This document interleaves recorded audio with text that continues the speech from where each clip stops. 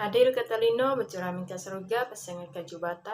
Selamat siang saya ucapkan kepada kita semua, terutama selamat siang kepada dosen mata kuliah e-marketing oleh Pak Adi Mursalin SEMM.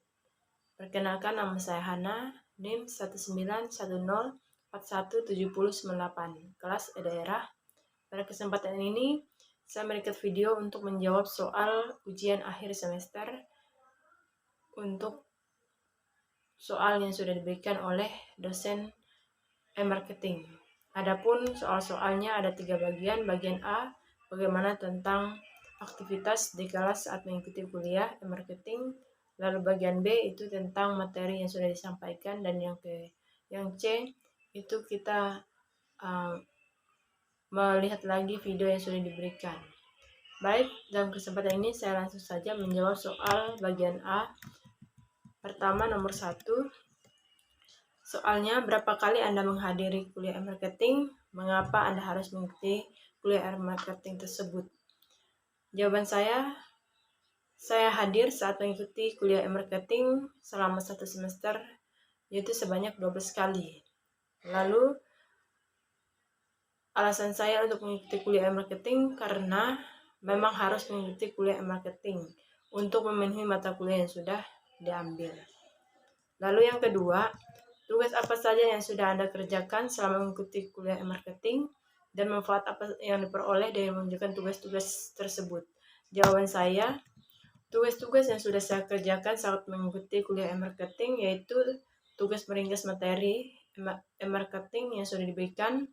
Lalu juga saya membuat 10 soal tentang e-marketing dan dikumpulkan kepada dosen Adi Mursalin. Lalu manfaat yang saya peroleh dalam mengerjakan tugas-tugas tersebut adalah saya lebih memahami yang diberikan oleh dosen kepada saya, dan saya juga lebih banyak membaca materi yang sudah diberikan untuk saya lebih bisa belajar lagi mata kuliah e-marketing tersebut. Kita lanjut dalam pertanyaan nomor 3, yaitu dampak apa saja yang Anda rasakan pada perilaku Anda setelah Anda mengikuti kuliah e-marketing. Apa kesan Anda mengikuti kuliah e-marketing selama 1 semester secara online? Dan bagaimana tanggapan Anda jika kuliah semester depan dilakukan secara offline? Tanggapan saya, yang pertama, dampak yang saya rasakan pada perilaku saya pribadi setelah saya mengikuti kuliah e-marketing adalah saya bisa mengetahui cara membuka usaha dalam pemasaran produk yang hendak dijual melalui media sosial seperti Facebook, Instagram, WA, maupun TikTok dan YouTube, serta cara membuat alamat web untuk usaha yang akan kita jual melalui media sosial yang lebih mudah. Lalu, kesan saya selama mengikuti kuliah e-marketing secara offline yaitu untuk biaya kuliah lebih ringan, lebih praktis, dan dana tidak terlalu banyak terbuang, serta kuliahnya bisa di mana saja asalkan ada sinyal. Lalu, tanggapan saya mengenai kuliah offline pada semester berikutnya itu menurut saya lebih baik karena dalam kuliah kita memang harus offline supaya kuliahnya lebih efisien, terarah, dan mahasiswa-mahasiswi bisa lebih fokus mengikuti jam kuliah saat berlangsung, serta juga bisa mempereratkan tali persaudaraan antara dosen dengan mahasiswa-mahasiswi maupun mahasiswi antar mahasiswa, dan juga tidak ada mengalami gangguan seperti mati lampu, sinyal hilang, hujan, maupun sebagainya. Selanjutnya soal bagian B. Soal bagian B berkenaan dengan teori e-marketing. Nomor 1, apa perbedaan antara manajemen pemasaran dan pemasaran?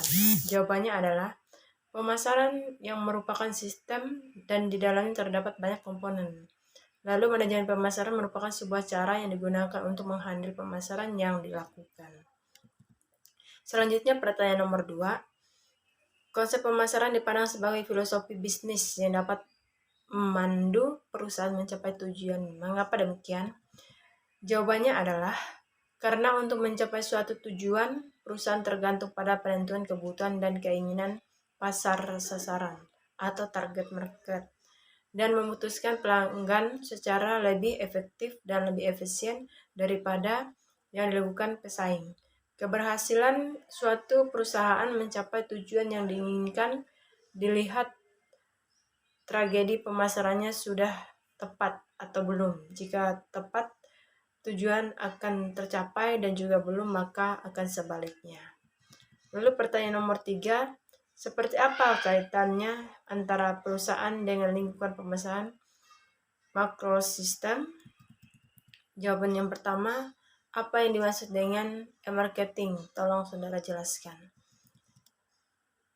E-marketing adalah jenis strategi pemasaran yang digunakan bantuan internet melalui berbagai platform berbasis online. Lalu yang kedua, apa saja menjadi kaitan e-marketing?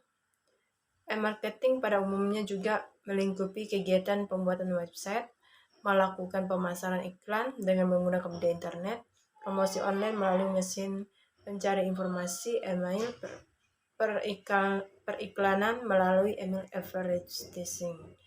Lalu nomor 3, tolong sebutkan 5 aktivitas digital marketing. Yang pertama, Facebook Ads. Lalu yang kedua, Twitter. 3, YouTube. Yang keempat, Instagram marketing. Dan yang kelima, email marketing. Pertanyaan nomor 4, ada banyak media online yang dapat Anda manfaatkan sebagai sarana promosi. Sebutkan contoh online marketing melalui platform media yang dimaksud. Salah satu contoh online marketing melalui media platform, salah satunya adalah TikTok for Business. Dan yang kelima, sebutkan manfaat dari e-marketing pada bisnis Anda. Manfaat e-marketing pada bisnis saya yaitu dengan menggunakan digital marketing, saya dapat menjangkau target pasar yang lebih luas karena tak terbatas letak geografis. Selain itu, juga bisa menentukan sasaran customer seperti apa yang hendak Anda bidik sebagai target promosi, baik dari profesi, usia, lokasi, hobi, dan sebagainya. Lalu pertanyaan nomor 6, sebutkan hal-hal apa saja agar dana yang didapatkan dari crowdfunding lebih normal. Hal-halnya sebagai berikut: membuat proposal usaha dengan menarik. Yang kedua, mendaftarkan ke situs crowdfunding. Dan yang ketiga, mengunggah dan memantau perkembangan proposal usaha. Lalu pertanyaan nomor 7, dalam e-marketing dikenal juga istilah turn off new entrants atau hambatan bagi pendatang baru. Sebutkan apa saja hambatan tersebut. Hambatan bagi pendatang baru ada beberapa, antaranya skala ekonomi, diferensi produk, persyaratan modal, kerugian biaya yang tidak dapat dipengaruhkan oleh ukuran perusahaan, lalu akses terhadap saluran distribusi, dan kebijakan pemerintah. Adapun pertanyaan nomor 8, apa peran saluran pemasaran branding offline yang dimainkan dalam memajukan strategi digital? Jawabannya, meningkatkan awareness brand. Meski teknologi terus berkembang, pemasaran offline juga masih banyak digunakan oleh brand. Lalu yang ke-9, mengapa riset pasar online sangat penting untuk setiap upaya pemasaran? Jawabannya, riset terhadap pasar dilakukan dalam rangka mempelajari dan menganalisis strategi apa yang digunakan oleh kompetitor dalam menjual produknya. Dengan demikian, pelaku usaha dapat menyusun strategi yang lebih baik dari kompetisinya, sehingga potensi dan kesempatan untuk memenangkan kompetisi menjadi